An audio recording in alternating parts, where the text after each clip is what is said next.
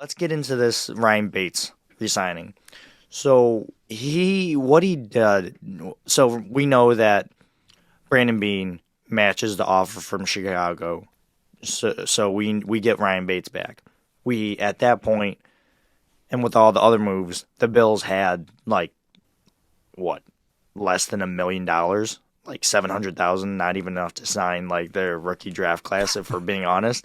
And we knew something was going to happen. Something actually needed to happen in order for us to be able to sign that rookie class. So I was forecasting a potential move, and it looks like this was a slam dunk. And I don't like of a signing because then, after Ryan Bates restructures his contract, Stefon Diggs gets signed an extension.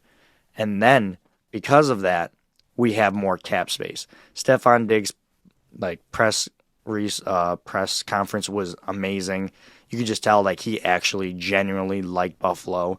He was on he was on the record saying, "I wanted my next stop to be my last stop." So he was committed to playing in Buffalo, and he liked how people were saying like, "Oh, Buffalo, I don't know how it's gonna work."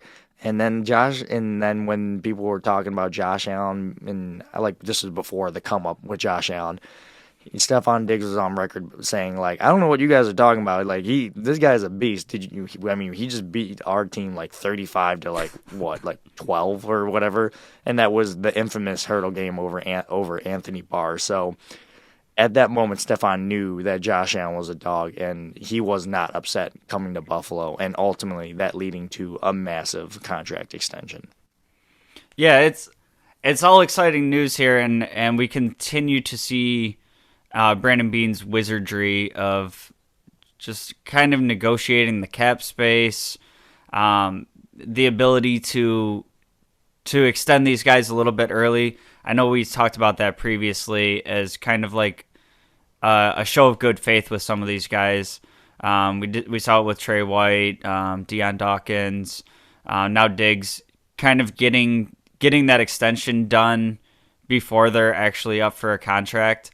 And not only do the players like that they're kind of being rewarded for what they've done, but it also helps the cap in the long run, right? You're talking every year these positional markets are getting reset, and somebody's up for a contract every year. And we saw it with the quarterback market. It's happening to a great extent with the receiver market, where we're really not too far off from some of these receivers getting 30, 35, $40 million a year just with the trajectory it's on. So I mean, you put another year or two of that elite performance that Stefon Diggs puts out there. If you don't get this contract done now and you wait a year or two to do it, you might be talking another $12 million annually, because you kind of wanted to drag your feet on it. So I imagine the ridiculous amount of money that it looks like right now.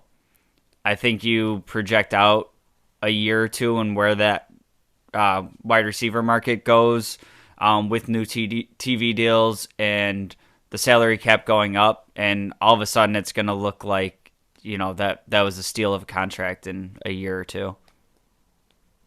Yeah, he definitely got ahead of the curve when you think about other wide receivers that need to get signed, such as Deebo Samuel, A.J. Brown, who else am I forgetting? Justin Jefferson. And not to say those wide receivers are better, but what we're seeing right now is that the market is being set.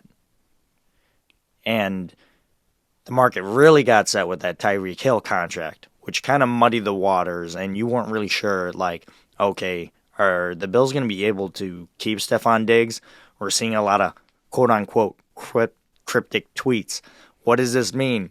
Does he want out of Buffalo? And it's so funny because in my head, I had a feeling like, I feel like he's just tweeting. He's just using Twitter the way you're supposed to use it. Like, just like, have a fleeting thought, put it out there, and everyone's like diving so hard into it, like, oh my God, what is this?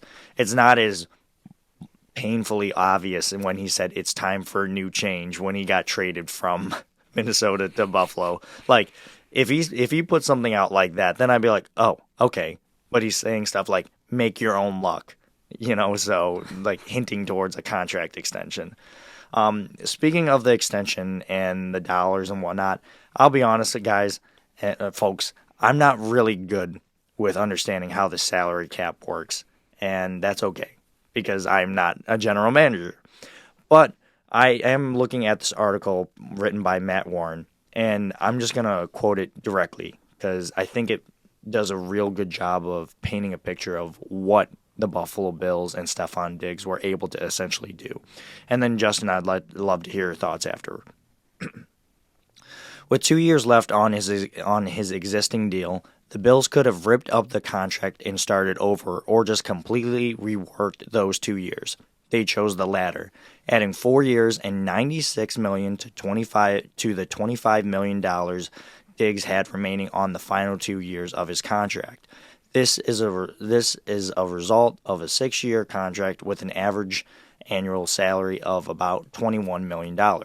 Instead of making $12.775 million and $12.85 million in cash over the next 2 years, Buffalo shifted a bunch of money near the start of the contract in the form of a signing bonus and a 2023 option bonus, which will spread out the cap hits. That will virtually double his cash payouts over the next 2 years, from $25.6 million to $49 million. So basically, they were just like, hey, Stefon Diggs, you want this giant check? Help us out, and we just give you like okay double the money that you're getting right now. Like, you cool with that, buddy? And he was like, yeah, okay. Yeah, maybe.